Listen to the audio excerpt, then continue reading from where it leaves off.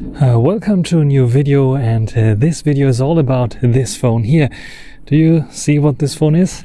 Let's open it up like this. Yeah, it's the LG Wing. It did not get an update since September 2021, I think, but now for some reason there was no update available, but now I have Android 12 here and I want to check it out and tell you all about the news on this device. So let's get started.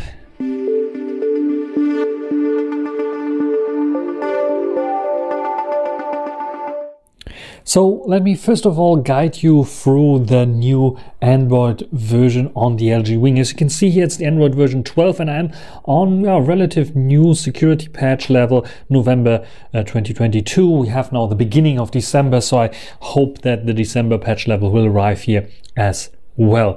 If you have the issue that you don't get any update in the update center via software update like I had for months, so I was still on September 2021 and I checked for updates and all I got was basically this message telling me you are running on the latest version. I was running on Android 10 with security from September 2021, so no, it was not the latest version. I tried many different apps, also LG Up, the only app that I knew at that time, but I got on Reddit, and shout out to the dude who told me to try out LG Bridge. So I tried the LG Bridge app that is only sadly available for Windows and Mac OS, no Linux support here, but I had a Windows machine, my MateBook E still, connected it to the telephone, and then I figured out, or the smartphone, and I figured out yes, there's update available, 2 updates actually. And the first update I installed brought me Android 11 to my LG Wing. It rebooted, I had Android 11 and now I have Android 12 on the second update that I installed. And it's so much better than the Android 10 version that we have by default on the device. It feels so much snappier. The Snapdragon 768, it's so much snappier, so much faster, even though we have only 60 Hertz here on the device. It's running so much smoother, like this alone. Going into search, closing, opening apps, everything here is so much smoother with this new Android version. New animations as well, so much smoother as well. After you installed all the updates, please make sure to go into your Google Play service and check out for new updates of applications, because some of the applications needed updates as well that are only working with the brand new Android 12 version, or not really brand new. We have Android 13 already. Not sure if it will get Android 13. I think there are some in South Korea in beta testing, but we will see if the LG Wing will get Android 13. What did I notice? Of course, the big Android update brings all the latest and greatest features from Android, like wallpaper and theming options that we had already before here on the LG Wing. But we also have like the new options to tweak around AODs and all the various different things. On the display, we have all the options that we know from LG. And we have also some new features as well in terms of privacy, and some of the new features in terms of like when you are opening an app, just like let's go opening up YouTube Studio, for example. And I think you can long press in here and you go to app infos. You have some new options that are here, like for example the permissions that are now more granularly, and you can set more permissions here for the apps itself, and you can review all permissions. You have a better overview of permissions, better control of app notifications as well that are available here. So this is very, very cool that this is in here, as well as some other settings that got improved here on the LG Wing with the Android 12 update. Safety and emergency is here. I think it is new in Android 12. Digital well-being is here as well with the new user interface with all the modes like bedtime mode and so on, do not disturb, which is very, very handy indeed.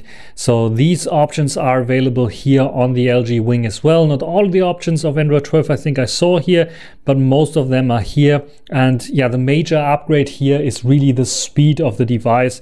Some fixes also to the camera. And I think the camera we will take a look at in a specific video as well. regarding colors, signs, and videos as well. And overall, the device feels just simply snappier. Also, when I just go into swivel mode, it's so much faster to open up into swivel mode on the top and on the bottom, which is pretty handy. It also is now possible to unlock the device when I just turn it off here, to unlock the device here via your PIN code on the bottom. I think that wasn't possible before, as far as I'm aware.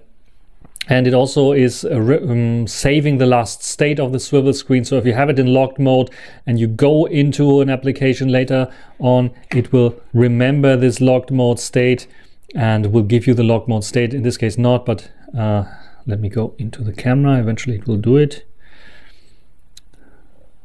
It was not doing it here or now, but it could do it then. So this is a nice feature, especially when I was watching YouTube and had it on lock mode.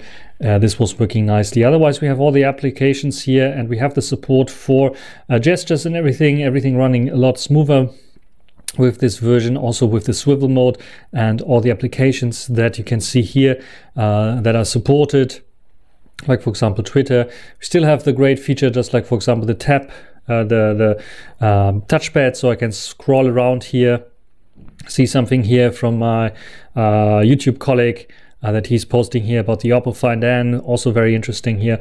And I have the mouse support, so I can go and click on this to see and swipe around here. As you can see, very cool and handy indeed, this option, as well as for gaming and other options as well. So yeah, the software is very good, and I think it's ways better. It's a real upgrade for the LG Wing, and with this software, with this security update, you can still use the LG Wing. So if you have the LG Wing and you're still on Android 10, try it out, the LG Bridge app. Try to see if you can get LG's Android 12 version here running, because this will really improve your device, and it is a daily driver material now again. And yeah, it reflects also in the cameras, and I think we should check out the cameras right now. So I also want to check out the cameras on the LG Wing with the Android 12 update. Did they improve? This is the large 64 megapixel 1/1.7 inch sized sensor with, well, nice creamy bokeh still, I would say. Autofocus has some issues, so I was tapping on my face before. I learned a trick from the Asus Zenfone 9, so I think that this one is working fine as well. And we also have the ultra wide angle, but sadly I cannot switch during recording in 4K 30 to the ultra wide angle. I can just zoom in, but let's check out the ultra wide angle. And this is now the ultra wide angle on the LG Wing, the normal ultra wide angle, because we have also the T-shaped gimbal stabilization that I will also check out. This one doesn't have any autofocus, so you're stuck with this one. Also no macro photography for this reason, but let's check out the gimbal stabilized lens. And this is now the gimbal camera on the LG Wing. What do you think about the gimbal stabilization on this camera? Fixed focus, only 1080p, but what do you think about the quality? Also, we will check out now the photo quality of all three back main cameras. Even after 2 years, the LG Wing back then, for a mid-range processor, high-end, premium mid-range flagship, it had good cameras, and it shows, because even after a little bit more than 2 years, 2x zoom here looks like almost optical zoom, which is very good. You can read what's written here, and it's really cool, as you can see here. So it is not that bad. Okay, 4x is I think the maximum you can go. Otherwise, especially on moving subjects, you can see you can still read it, but the blurry background is like the processing is not the best there. For static objects, however, wonderful. When it comes to like 10x the maximum, still readable, but at 100% no, you don't want to use it. But the main camera at one time, wonderful HDR, as you can see here, shot directly next or into the sun.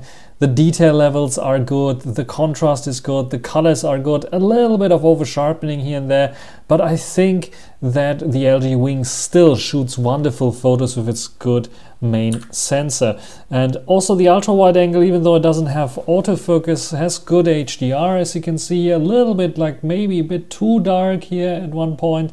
And it's not the sharpest overall, especially towards the edges. You can see it's getting quite soft, but still it manages to capture the scene quite well. So it's a good kind of phone, comparable to premium mid-rangers nowadays that have not really better photos that they can take.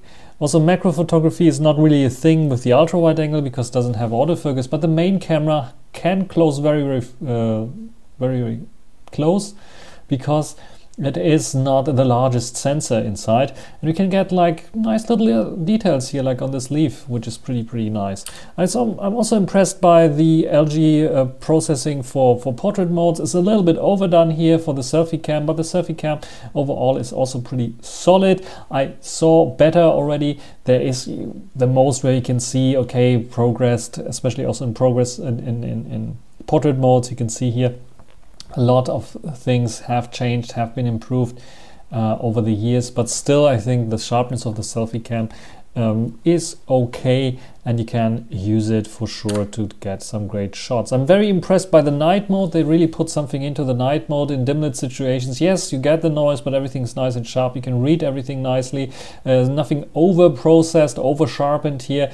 Noise for sure, but also the very low light, ultra low light is getting good results here, as you can see. Yes, it is noisy as heck, but you can see what is in here, like all the tools you can see. So the night mode, I think it was now 4 or 5 seconds it was taking this shot here in super low light where I couldn't see the tools at all, and got the color almost right. I would say a little bit more towards, I think the focus point was here, a little bit more brightness here and less on the sides, but overall I think you can see all the little details. It's noisy as heck, but it's working fine. You can see the stuff there. So very solid performer in terms of photo and photography. I don't think much has changed in comparison to the Android 10 version. Only I think processing is a bit faster here, and the shutter speed is a bit faster, and I think video has improved more than photography on the LG Wing. What do you think?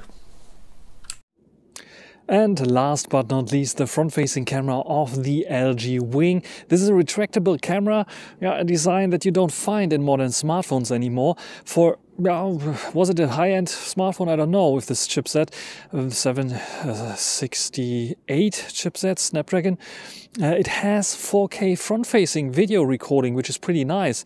And I really wish that this 4K 60 frames per second would also go into the higher model. 778 doesn't have 4K 60 anymore, doesn't have even 4K export function. This phone with the old Snapdragon 768 still has this function where you can not only record 4K 60, but you can also export it. You can edit it in KineMaster or other video editors. So what do you think about the front-facing video here on the LG Wing?